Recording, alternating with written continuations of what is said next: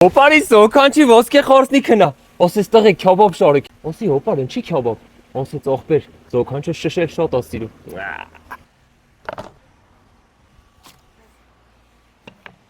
Գարավ տավարը աղացինք, սոկանչի հոգու հետ խաղացինք, որ հոգու հետ խաղալը վրա թանկ չնստի, վիճակը չլինի անհույս, սոկանչի հյուրասիրի անգուստ։ Որ սոկանչը չլինի տխուր, ավելացնենք մի քիչ նեխուր, ամել առողջարար աշկը կմտնենք։ Գիտեմ, սոկանչի խմար ուշկը տետումա, որ կորոտի ծիրտը չվարի, շոպոտը մեկ կրակը վարի, արշակ ջոն։ Արշակ քյաբաբը քաշի շշի շղթան շողա շողայի տոշին, թե ասա։ Զոկանչը փեսուն ասմա շշի, դու լավ ես շշում։ Ասմա շոքաշ ջան, շշելը տենովիա, սորվովիա։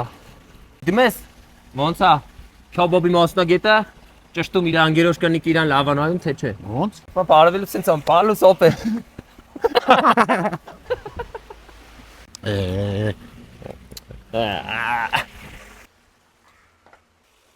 Գիտում ես սոկանչ բառը ինչից առաջած է, սքանչելի բառից, ու որ կյանքդ էլ սքանչելի անցնի, լավ կլինի պետք չմոռանաս։ Քյաբաբը հեսա կքաշվի, բայց սոկանչի սիրողը չի քաշվի։